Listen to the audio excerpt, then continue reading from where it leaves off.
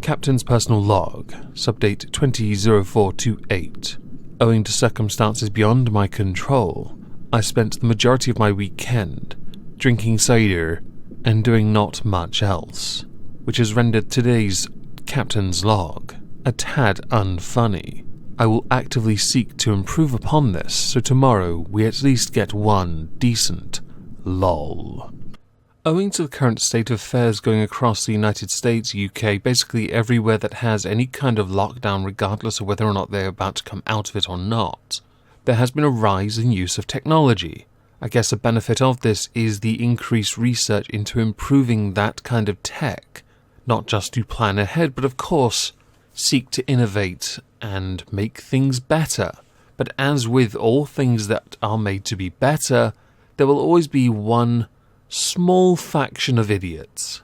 And they're not the COVID-idiots that go outside. I'll address more of those on Thursday. No, this particular group of idiots are the type that want to hijack what is being used for good to either create a scene cause lols and mad bantsio, or entirely because they're not very good at being discreet, and because of that, while looking for ways to circumvent rules, because their rocks off are far more important than getting help because they've now crossed a line, oops, to then risk other people getting into trouble for their criminal activity. For this we need to talk about Zoom bombing. What is Zoom bombing, you ask? Zoom bombing is like photo bombing. It's that same premise of something being there that shouldn't be there that takes over the attention of the original use.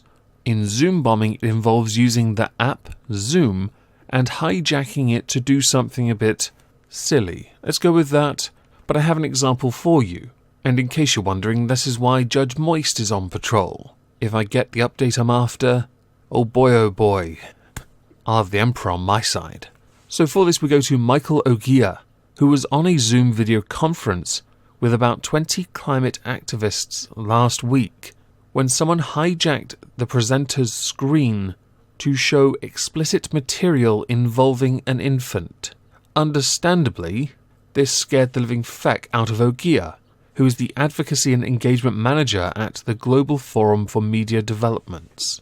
Because of how quick he responded, he is unsure if it was a video or a live stream. Understandably, he accepts the real victim is the baby, and did notify the authorities the moment it happened. Ogier's experience is an extreme example of what people who track and try to stop child abuse and the dissemination of child pornography say is a flood of child sexual exploitation material that has risen during this pandemic, something we have discussed before. That, by the way, for those who are interested, comes from an NBC article. I thought I'd share that. It is linked below. As many of you will undoubtedly be aware, especially the more content creator types, there are issues when it comes to getting our content reviewed for monetization, and that is because a lot of tech companies' moderation efforts are constrained by this, with many of them furloughing their employees because apparently no one can do this from a secured system at home, which is remarkably frustrating for a lot of us. Because people who want to put exploitation material on YouTube and other platforms know this, they are getting bolder, and they're using those platforms to attempt to draw the audiences, with a number of those platforms also saying that they may not be able to get to it quickly unless it is reported, which is a nice cop-out. I get it. You don't have the employees or workforce to deal with those who are, let's say, putting up recipes of chicken soup. And I'm not making a joke there. You see, there are a number of channels on YouTube that have existed and then been terminated because they've uploaded video recipes for chicken soup, but all the links in the description go somewhere else. Somewhere you don't want to go, and you would never want it on your internet search history. Understandably, upon notifying YouTube, they have terminated all of those channels, but they will continue to exist. These people are using this coded language on YouTube, Facebook, Twitter, and Instagram, and many other sites, with the reports to the National Center for Missing and Exploited Children indicating that reports from Silicon Valley alone have doubled, more than doubled, from 983,000 to 2 million from March last year to March this year, which is an astonishing jump, and they have managed to attribute a lot of it to videos that have gone viral, and most of it happening within the last 3 months, which is a damning statement. To add to that, the reports of child sexual exploitation activity to cyber tip hotlines are up by 30% globally. Oh dear. Understandably, Zoom are looking into what happened in this case, and of course are looking to find a way to prevent it, but I think they are going to be in a position because they were ill prepared for what happened, and the demand for using that app is higher. I'm not going to defend them, I'm only saying that they were not prepared for this, like anyone else. So I can understand that they would not be able to get ahead of the curve, something which I do believe they will struggle to get ahead of as they go forward. But one can hope they do, because it's not just businesses that use it. Spoken from experience, it is used in families so they can keep in contact with not just friends but also family.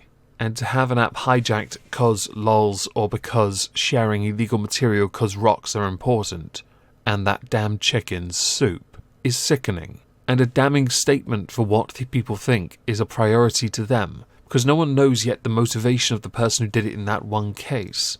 The Assistant Chief of the FBI's Violent Crimes Against Children and Human Trafficking section said that activity is peaking on the platforms where it takes place, very similar to how it peaks around holiday time when people are off work, with him confirming that a lot of activity took place in coded conversation on mainstream social media platforms, but noted that the most egregious child abuse material was shared on the dark web, with him also saying it is too early to see a spike in case openings as they typically lag behind the online activity. While I do believe it will be a real challenge for them to get ahead of this and to put it down like it should be, isolate, ISOcube, in perpetuity, all of those involved, because you need judges, yo.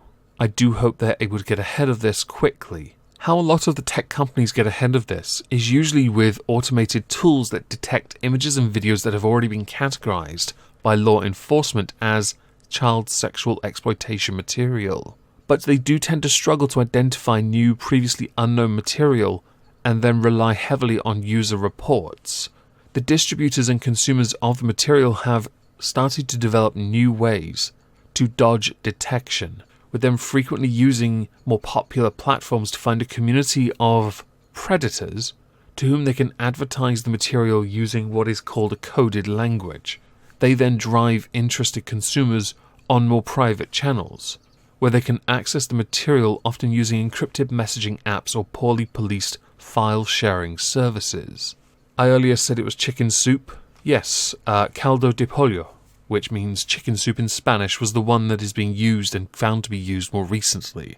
No doubt by now it has changed to something else. Maybe it's omelette du fromage. Who knows?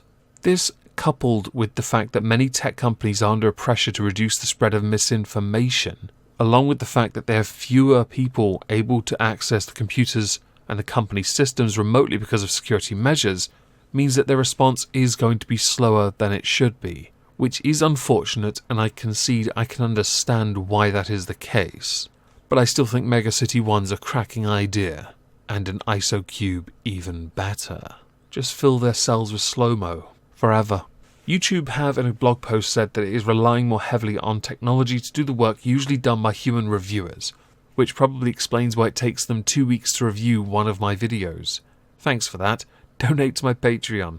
I'm kidding, I'm not shilling Patreon. People are spending more time at home and online, which gives them more time to look for and distribute content of all sorts. That shouldn't, though, be an open window to those who are interested in that type of material. I'm going to address some more of that, by the way, on Friday on This Week at Twitter, because I've got a doozy. This kind of stuff is sickening. I guess that's 2 videos this week that will get demonetized, including this one.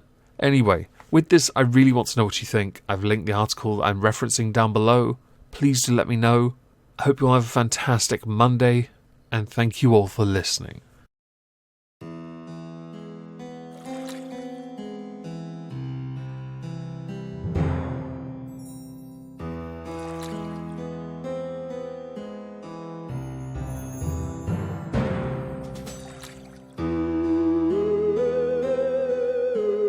you.